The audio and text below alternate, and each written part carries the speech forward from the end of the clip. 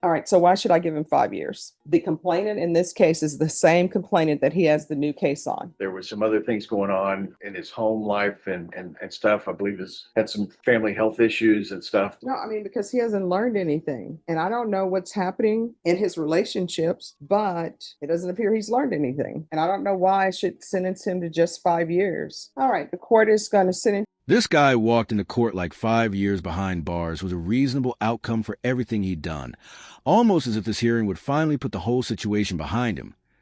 What he conveniently overlooked was the fact that this wasn't his only assault case. He was facing another case involving the very same victim, yet somehow expected both cases to be treated like one package deal. As Judge Boyd started going through the details, you could immediately feel the atmosphere change. This clearly wasn't a one-time mistake. It was a repeated pattern of violent behavior. It's honestly hard to understand how someone can seriously harm the person they claim to care about more than once and still show up acting so confident. Let me know in the comments.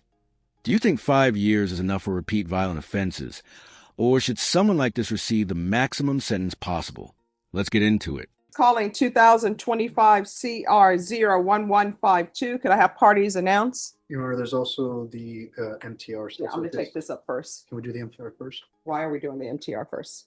Uh, And are you Mr. Gary? Yes, ma'am. Counsel, you received all discovery? Yes, I have. Did you review it with your client? Yes, I have. Court will find that the state is in compliance with discovery. By entering into a plea, you're giving up those rights. Did you intend to give up those rights and enter into a plea today? Yes, ma'am.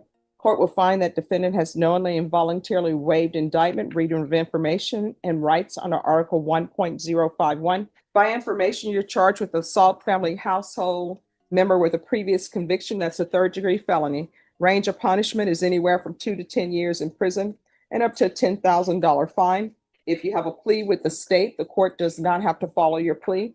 According to the plea, punishment is to be assessed at 5 years in the prison. There's a $1,500 fine.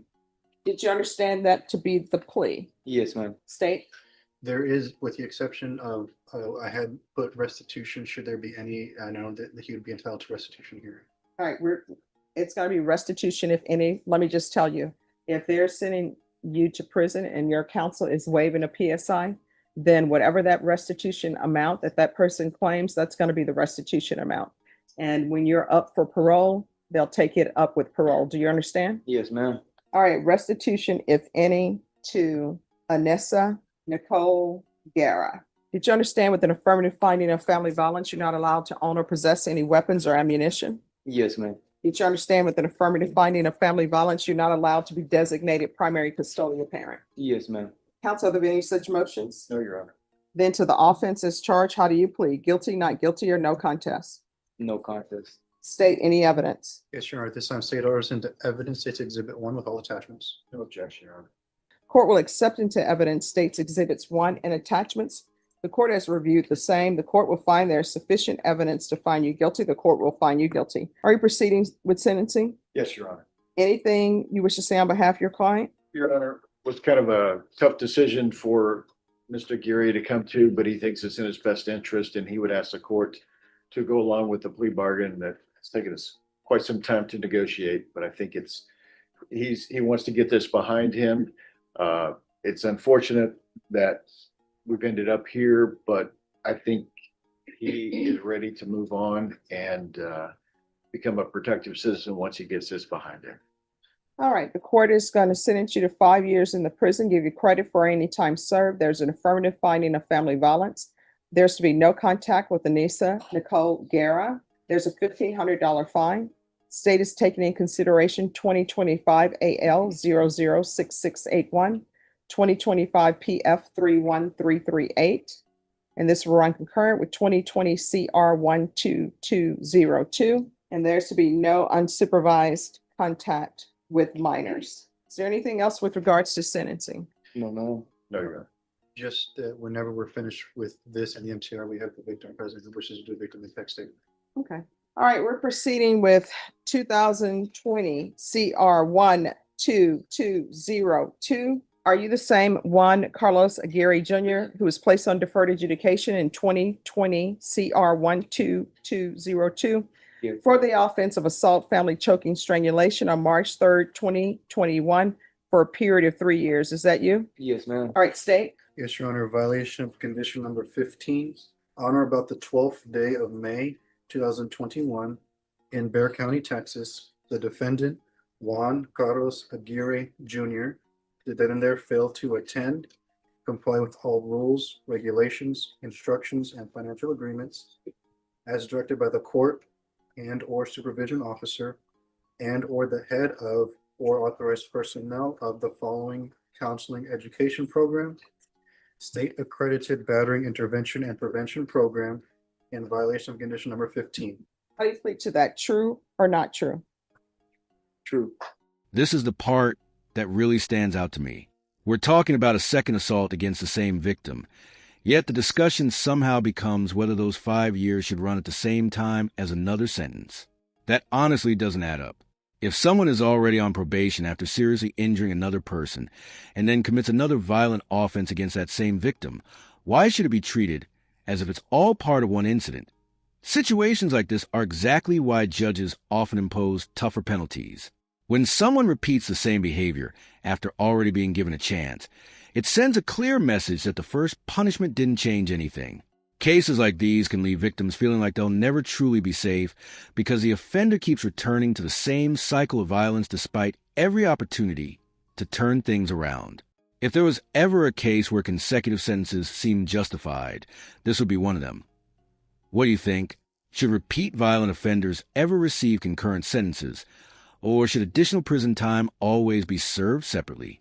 State will waive the remaining violations, Your Honor. Any objection? No objection. Did you understand by pleading true to violation of condition number 15, the court could find it true, grant the motion, find you guilty, and sentence you up to 10 years in the prison and up to a $10,000 fine? Yes, ma'am. Knowing that, do you still wish to plead true to violation of condition 15? Yes, ma'am. Court will find violation of condition 15 true. Is there a proposed agreement? There is, Your Honor. That is to revoke the defendant's probation, adjudicate him guilty, and sentence him to 5 years TDC. All right, so why should I give him 5 years? Because the complainant in this case is the same complainant that he has the new case on. And so why should I do this? Judge, if we're speaking about this probation, this deferred adjudication, Mr. Geary was doing the things he was supposed to be doing at the time. He was enrolled in BIP. In fact, if you look at the records, I believe he did all but 4 classes of the BIP. But because of other circumstances, the MTR was filed on him, and he did not complete it. There was some other things going on in his home life and stuff. I believe had some family health issues and stuff, but he was doing the things he was supposed to be doing. He just didn't complete it because of the circumstances. So that makes him not a good candidate for probation. But I don't think to punish him in excess for something that's occurred after this probation expired is fundamentally fair on the original deferred. No, I mean, because he hasn't learned anything. And I don't know what's happening in his relationships, but it doesn't appear he's learned anything. And I don't know why I should sentence him to just 5 years when he's been sentenced on an assault family household member with a previous conviction, which means there's a previous conviction, and it's against the same complainant that he's on probation for. State, why should I give him 5 years? It just seemed that in the best interest, considering, yes, it's the same victim, but for efficiency of judicial purposes for both cases to run concurrently together. All right, this is what the court is going to do. The court is finding 15 true. The court is going to grant the motion, find you guilty, revoke, sentence you to $1,000 fine, time and money run concurrent. There's an affirmative finding of family violence. This will run concurrent with 2025 CR 011524. There's to be no contact with Anissa Guerra. There's to be no residing in a household with minors. There's to be no unsupervised contact with minors, and the court is going to sentence you to 8 years in the prison. Did you review the document entitled Trial Court Certification of Defendant's Rights to Appeal with your attorney? Did you understand it? Yes, for the most You part. do have a limited right to appeal. That right to appeal is that as it relates to the allegations in the motion, not the fact that you were on deferred adjudication. Because this is an affirmative finding of family violence and a felony conviction, you're not allowed to own or possess any weapons or ammunition. If you have a question over what a weapon or ammunition is, you'll need to speak to an attorney. Do you understand? Yes, ma'am. All right, you're gonna have to start making better decisions. Otherwise, you're gonna find yourself in and out of somebody's prison. You understand? Yes, ma'am. And your relationship with her is over. Oh, You yes, understand? ma'am. All right, good luck to you. Personally, 8 years doesn't even feel that harsh when you consider this wasn't the first time he put the same victim through such violence.